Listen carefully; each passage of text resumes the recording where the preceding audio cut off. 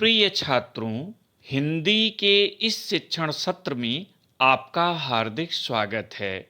आज हम मुहावरों एवं लोकोक्तियों के अर्थ तथा वाक्य प्रयोग से संबंधित पाठ्य सामग्री का अध्ययन करेंगे। कक्षा 9, 11 एवं 12 सामान्य हिंदी के पाठ्यक्रम में इससे संबंधित प्रश्न 2 अंकों का पूछा जाता है, जो प्रश्न पत्र में इस प्रकार से आता है। निम्नलिखित मुहावरों एवं लोकोक्तियों में से किसी एक का अर्थ लिखकर अपने वाक्यों में प्रयोग कीजिए। 2 अंक।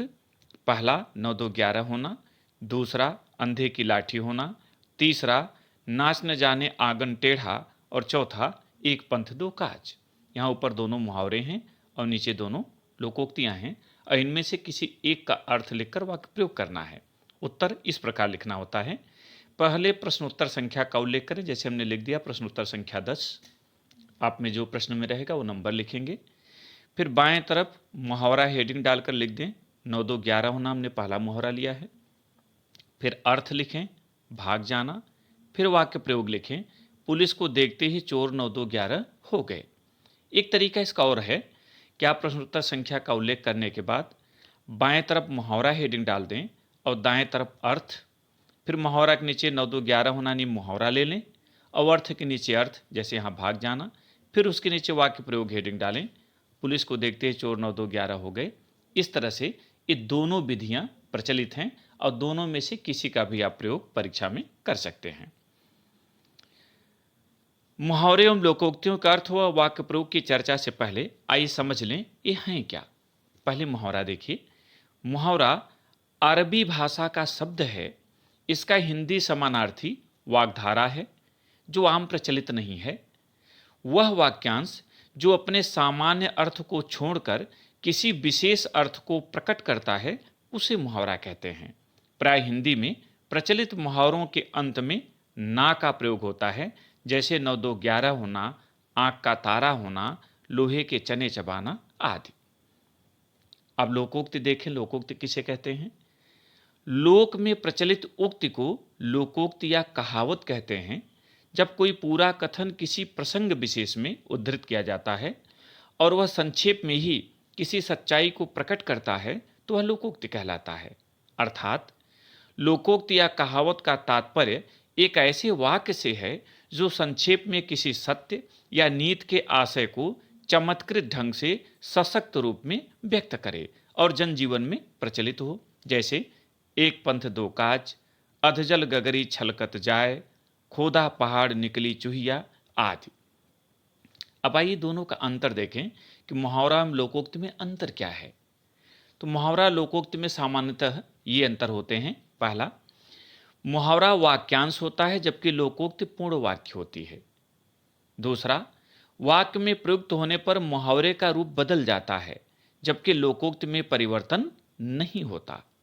तीसरा, अर्थ की दृष्टि से मुहावरा अपूर्ण होता है जबकि लोकोक्ति पूर्ण होती है।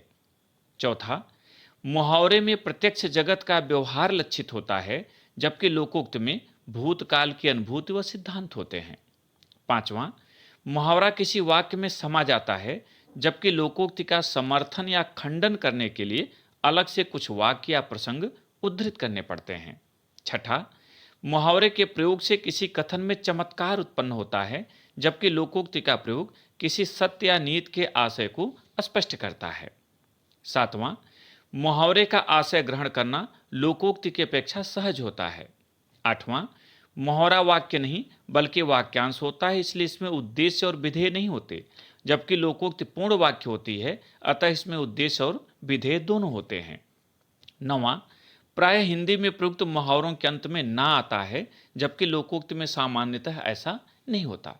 एक बात और ध्यान रखें कि मुहावरा गद्य पंक्ति होती है जबकि लोकोक्ति गद्य और पद्य दोनों में संभव है। मुहावरे का 2 उदाहरण देखें, लोकोक्तियों का भी 2 उदाहरण देखेंगे। पहला, आंख का तारा होना। इसका अर्थ होता है अत्यंत प्रिय होना। वाक्य प्रयोग, श्री राम राजा दशरथ के आंखों के तारे थे। यहाँ किसी प्रसिद्ध व्यक्ति के ऊपर अगर आप वाक्य प्रयोग करेंगे तो सहजता से अपनी बात को स्पष्ट कर जाता है, यद्यपि आप अपने आसपास से प्रचलित शब्दावली में भी वाक्य प्रयोग कर सकते हैं। दूसरा ईद का चांद होना, अर्थ बहुत समय बाद दिखाई पड़ना। वाक्य प्रयोग, आजकल उधार लेने वाले ईद का चांद हो जाते हैं। लोकोक्ति का उदाहरण देखें, अब पछताए होत क्या जब चिड़िया चुग गई खेत। ये लोकोक्ति है। इसका अर्थ है नुकसान होने के बाद पछताना व्यर्थ है। वाक्य प्रयोग, परीक्षा में असफल होने के बाद रोने से कोई लाभ नहीं, परिश्रम पहले किया होता तो अब पछतावा नहीं होता। ठीक ही कहा गया है कि अब पछताए होत क्या जब चिड़िया चुग गई खेत। यहाँ आप देख रहे हैं कि लोकोक्ति का प्रयोग सीधे कर दिया जाता है, उसमें कोई परिवर्तन नहीं होता, जबकि मुहावरा में थोड़ा सा परिवर्तन हो जाता है और वह वाक्य में समा भी जाता है। एक और उदाहरण, लोकोक्ति, एक पंथ दो काज। ये लोकोक्ति है। इसका अर्थ होगा एक काम से दोहरा लाभ होना। वाक्य प्रयोग, मीठा बोलने से सभी खुश तो होते ही हैं, साथ ही सारे काम भी सध जाते हैं, इसलिए कहा गया है एक पंथ दो काज। जैसे हमने वाक्य प्रयोग किया वैसे ही आप करें, जरूरी नहीं है। इसी तरह से कोई भी उदाहरण दे दें कि उसमें यह लोकोक्ति फिट बैठ जाए तो आपका उदाहरण उचित होगा, सही होगा। प्रिय छात्रों, मुहावरों एवं लोकोक्तियों का संसार अत्यंत विस्तृत है। यहाँ उदाहरण रूप में दो का उल्लेख करके हमने आपको स्पष्ट किया है। मुझे उम्मीद है कि आप स्पष्ट हो गए हैं कि मुहावरा क्या है, लोकोक्ति क्या है।